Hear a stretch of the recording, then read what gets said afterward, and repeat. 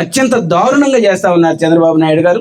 మరి ఏకం కావాలంటే మనలో మనకి ఎవరికి కబురు చేయాలి? ఇందాక ఒక ఆయన నాకు తెలియదండి అని చెప్పేసి అన్నాడు మీటింగ్ ఉందని. అంటే వాస్తవంగా ఎవరికి చెప్పాలా? సర్పంచ్ గారికి చెప్తే సర్పంచ్ గారికి చెప్పారంటే, బుజ్జి గారికి చెప్తే బుజ్జి గారికి చెప్పారు, లేదా ఇంకొకరికి చెప్తే ఇంకో ఎంపీటీసీ గారికి చెప్తే ఎంపీటీసీ గారికి చెప్పారంటే. అలా కాకుండా గ్రామంలో ఒక గ్రామ కమిటీ, అంటే జగన్మోహన్ రెడ్డి గారు నాకు కబురు చేస్తే నా దగ్గర నుండి మండల పార్టీ అధ్యక్షుడికి కబురు చేస్తే మండల పార్టీ అధ్యక్షుడి నుండి గ్రామ కమిటీకి కబురు చేస్తారు. అంటే పార్టీ సిస్టమ్ ఒక రకంగా ఉంటుంది. సర్పంచి ఎంపీటీసీలు అది ప్రభుత్వానికి సంబంధించినటువంటి ఎన్నిక ద్వారా వచ్చినటువంటి వాళ్ళది సపరేట్గా ఉంటుంది. కాబట్టి మనకి గ్రామ పార్టీ అధ్యక్షులుగా ఈ కబురు చేయడానికి ఒక గ్రామ పార్టీ అధ్యక్షుడు, ప్రతి గ్రామానికి 4 ప్రధాన కార్యదర్శులు, 4 కార్యదర్శులు. అంటే కులాలు, చాలా కులాలు ఉంటాయి కాబట్టి ఆ కులంలో ఒక ప్రధాన కార్యదర్శి, ఆ కులంలో ఒక ప్రధాన కార్యదర్శి, పెద్దపల్లి ఉంటే ఒక ప్రధాన కార్యదర్శి, ఒక కార్యదర్శి, అలానే అట్లా చేసుకుంటా ఒక కమిటీ వేసుకుంటాం. ఇంకా మండల కమిటీలు ఉన్నాయి. అందులో ఇప్పుడు కమిటీకి ఇక్కడ ఏంటంటే ఓన్లీ గ్రామ కమిటీ వరకే తీసుకుంటాం.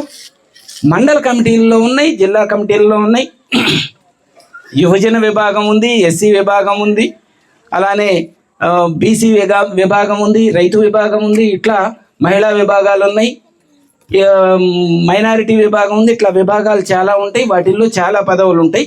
ముందుగా గ్రామ కమిటీని ఎక్కడో కూర్చొని ఆఫీసులో కూర్చొని రాసుకోవచ్చు. కానీ ఇక్కడ ఎవరున్నారు? అధికారం ఉన్నప్పుడు సంపాదించుకొని ఉన్న వాళ్ళు మొత్తం తెల్ల చొక్కాలు వేసి ఇక్కడ ఒక్క తెల్ల చొక్కా కూడా ఎదురులేదు, ఒక్క తెల్ల చొక్కా ఎదురుగా లేదు. అదే అధికారం ఉంటే ఖచ్చితంగా వీళ్ళందరూ గోడ అవతలు ఉంటారు, ఇక్కడ మొత్తం తెల్ల చొక్కాలు ఉంటాయని చెప్పేసి చెప్తా ఉన్నాను నేను. మాకు కూడా తెల్లోళ్ళే కనపడతారు. వీళ్ళు దేవందులే ఎప్పుడు చూసినా జెండా మోసే ఊళ్ళే, వీళ్ళని పట్టించుకోవాల్సిన అవసరం లేదని అనుకుంటా ఉంటారు.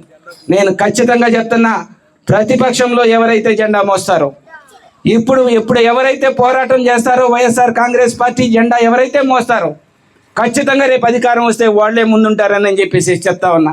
అధికారంలో ఉన్నప్పుడు మేము తిరిగిన వాళ్ళు ఎక్కడున్నారు? ఇప్పుడు ఎవరు లేరు, కనపడట్లా వాళ్ళు.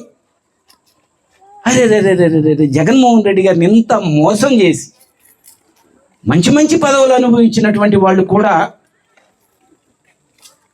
ఎలాగోలాగా జగన్మోహన్ రెడ్డి గారి కానీ అవతల వాళ్ళ దగ్గర డబ్బులు తీసుకోవడాలి, తెలుగుదేశం వాళ్ళ దగ్గర డబ్బులు తీసుకోవడాలి.